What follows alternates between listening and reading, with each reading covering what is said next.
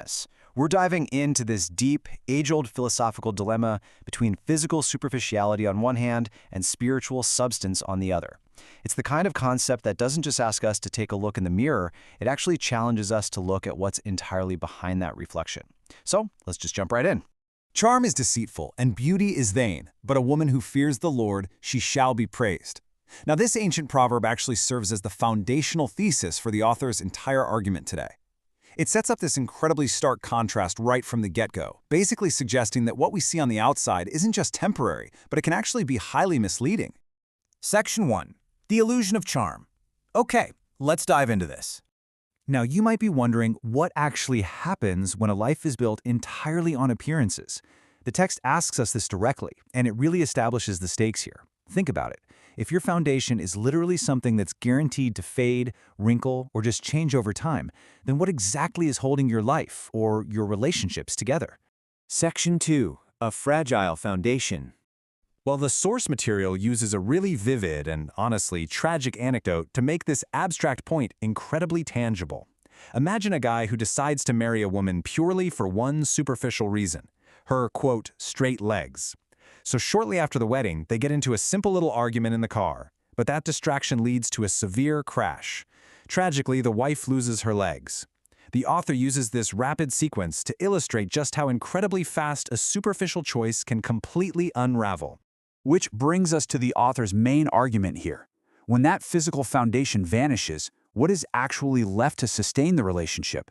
Building a major life decision, like a marriage, strictly on temporary physical traits, leaves a couple with absolutely nothing when those traits are inevitably lost or altered. The foundation literally just disappears overnight. Section 3. The Trap of Superficiality.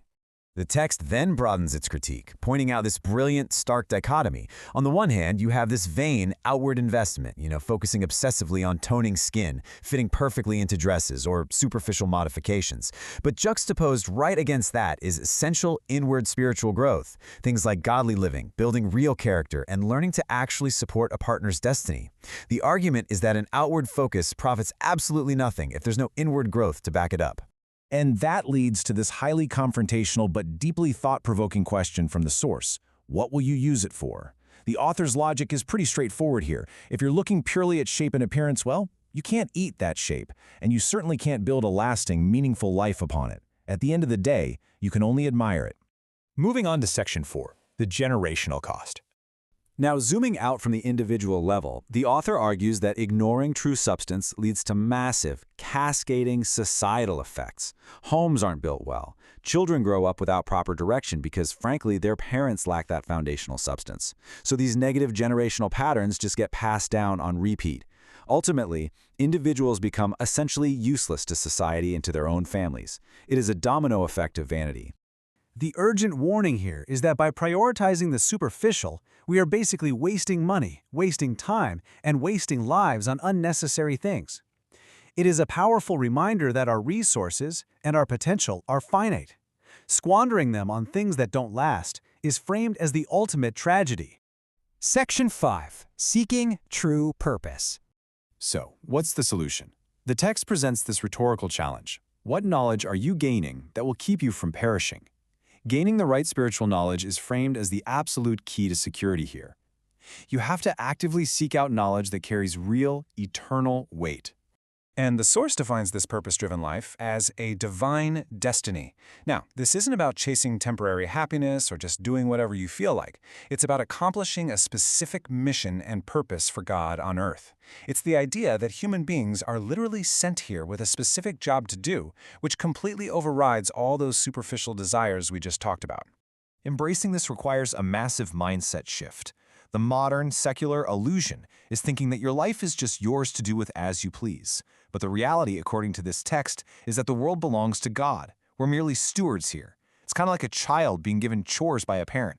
If the kid just ignores the chores to go play and do whatever they like, well, there's going to be discipline eventually, right? Section 6. The Final Courtroom. This builds to the existential climax of the explainer. The author gives us this incredibly sobering reminder of our own mortality.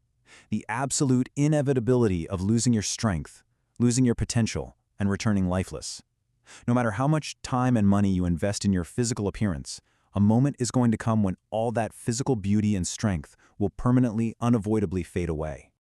If you stand before the courtroom of the Lord, before the presence of God in heaven, what are you going to say? The text maintains this super urgent, serious tone here. It is a direct confrontation about facing a final, unavoidable accounting for the choices you made while you still had your strength. And the author warns that during this final accounting, you'll face these specific interrogations. That you used your beauty for what? That you used your marriage for what? That you used your life for what? It's pretty amazing how perfectly the text ties every single earlier theme, the beauty, the marriage based on physical traits, the wasted time, right back to this singular moment of divine accountability. Which leaves us with one final, incredibly provocative question to chew on. What did you use your life for? The material we've explored today really demands that we look past the mirror, past all that temporary charm, and build a foundation of true substance before our time runs out. It is a deeply challenging concept, and for sure, one I hope resonates with you long after this explainer ends. Thanks so much for joining me on this deep dive today, and keep seeking that enduring purpose. See you next time.